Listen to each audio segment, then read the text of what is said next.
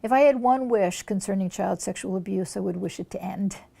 The trauma that it causes is enormous. I would wish for trauma-free lives for children. And with regard to what we deal with primarily at Stop the Silence, it's the child sexual abuse.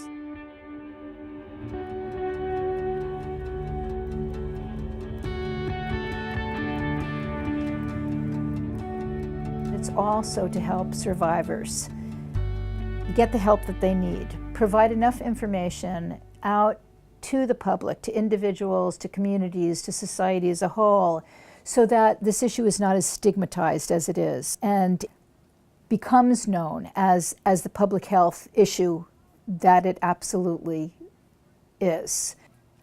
But in fact, that's why I insisted on calling it Stop the Silence, Stop Child Sexual Abuse, because there simply was just not enough being done. The mission of Stop the Silence and in what we do with our outcomes methodology is that we have delved into what we're really trying to achieve in the near term and in the long term. And there are two things out in the long term that Stop the Silence is trying to achieve. One is to eradicate all preventable child sexual abuse. And the second is to heal 100% of every survivor who we can get to come forward. The barriers are huge. Barriers are stigma, fear, emotional devastation. What we need to make sure that we do is to invite people in to lessen the stigma, to lessen the fear, and as I said before, to address this as a public health issue, just as we would HIV, just as we would breast cancer, just as we would any other social or physical health issue. In the entire universe of healthcare grants and funding in the U.S. federal government, for example, the large percentage of those are oriented toward physical health. A small portion of those are oriented toward mental health, but a minority. Within the mental health sector, and if you look at the amount of funds that are dedicated to children's mental health, it's a smaller percentage still. We know how to do public health. We know the research that it takes. We know the communication. We know information about communication and how people receive and act on information.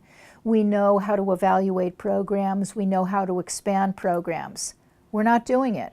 The biggest enabler of child sexual abuse is the lack of attention to it. Again, we know how to do this. We're just not doing it at the level that we need to do it yet. I think there are two things that the United States could do to help organizations like Stop the Silence achieve their goals.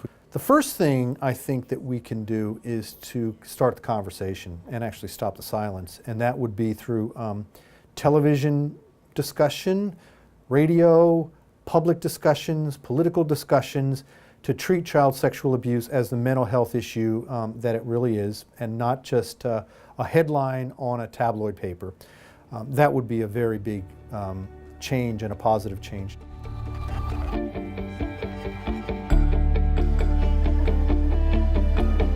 My name is Piper Dellins, and I'm the International Ambassador for Stop the Silence, Stop Child Sexual Abuse. I am a United Nations delegate, CSW 58, the Commission on the Status of Women. I am a writer, a public speaker, a filmmaker, an educator, an advocate, and a victim. I am also a survivor. Stop the Silence is a member or partnering with a number of groups in the United States and throughout the world. And locally, as well as the national and international organizations, of course, we partner with the social service groups, we partner with the schools, we partner with churches and other religious institutes and a number of universities to help invite people to connect with this issue, to open hearts and minds. And then we bring in the information once those hearts and those minds are open. There is so much around the family with regard to this. However, I mean, in the United States, 90 to 94% of offenders know and have access to children on a regular basis. And that issue alone tells us that this is a familial issue. 40% of that 94% are family members. And if you get, the closer you get to the family, the harder it is to deal with, because the issue of fear and stigma and shame. On the healing side, I think it really is vital that we understand the trauma-related aspects of these mental health issues that these kids are facing in their lives, the economic impact that it has on us as a society, and the importance of all of that, and then to actually change the priorities and the willpower to move the resources in the direction to deal with it properly.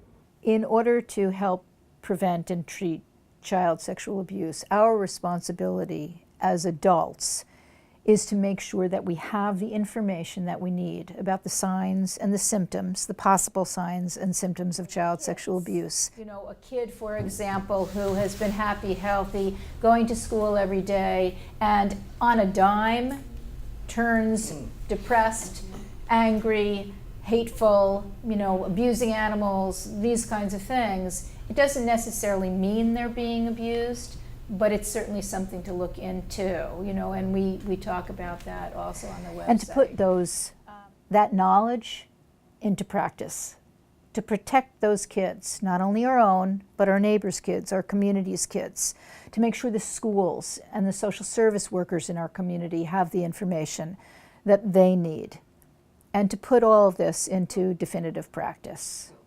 With more than 1 out of 4 girls and 1 in 5 to 6 boys in the United States, with the same kind of figures in Europe and extremely high figures throughout the world of child sexual abuse, and with the devastation it causes, we cannot afford not to do anything about this. The kids are too important, our families are too important, and our communities are too important. And so is the health of our world dependent upon what we do.